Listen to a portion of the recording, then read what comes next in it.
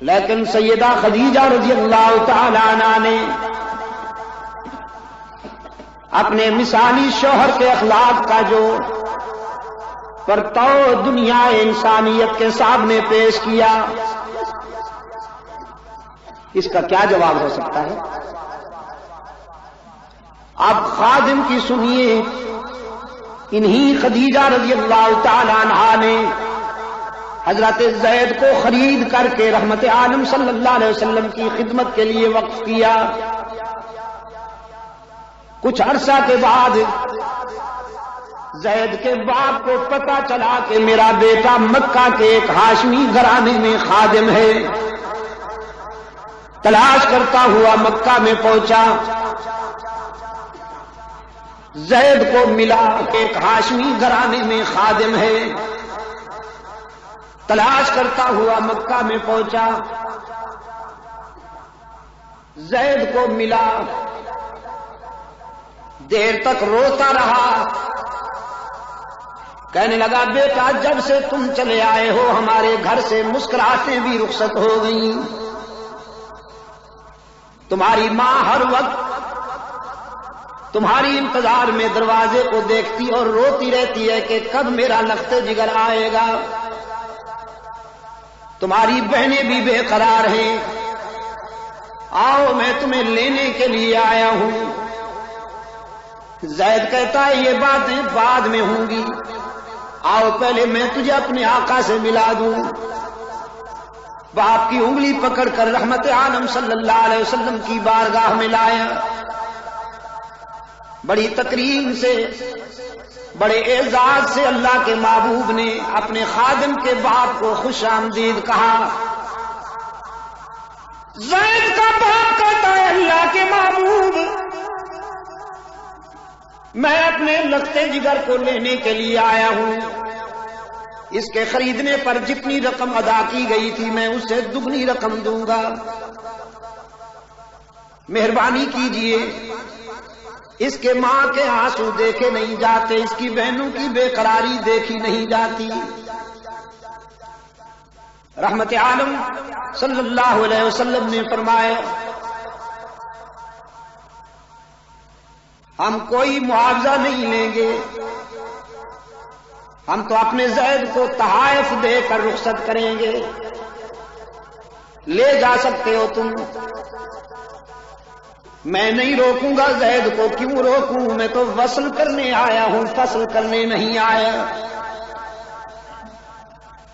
میں جوڑنے آیا ہوں، توڑنے نہیں آیا، میں تو ملانے آیا ہوں، جدا کرنے نہیں آیا،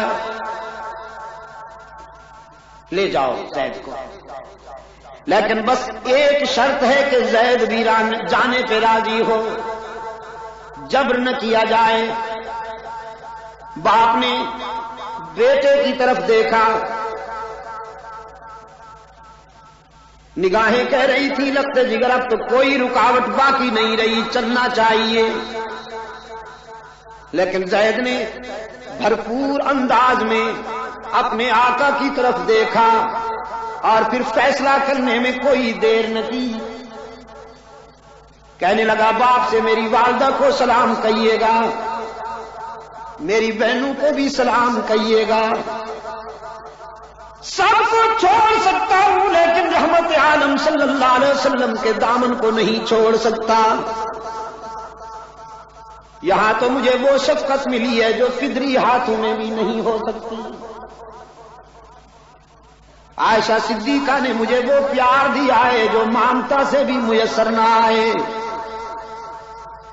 سارے رشتے اس قرب پہ قربان کر دیں، سارے تعلقات اس رفاقت پہ قربان کر دیں۔ یہ خادم کی گواہی ہے دوستوں۔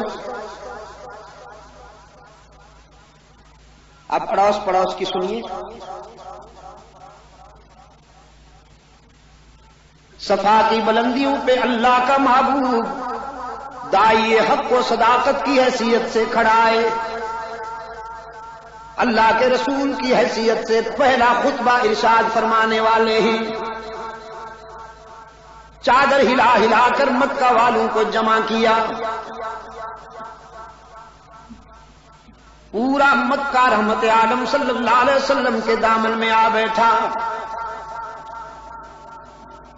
رحمت عالم صلی اللہ علیہ وسلم نے فرمایا هل وجدتمونی صادقا او کاذبا. مکہ والو، زندگی کے 40 سال گزارے ہیں میں نے اس شہر میں رہ کر. آج میں تمہارے دل و دماغ پر دستک دیتے ہوئے تمہارے ضمیر کو جج بنا کر تم سے پوچھتا ہوں، بتاؤ تم نے مجھے کیا پایا؟ سچا پایا ہے یا اس کے برعکس؟ مکہ والوں نے ایک ہی آواز سے اعتراف کیا، جربناک مرارا ما رأینا فیک الا صدقا.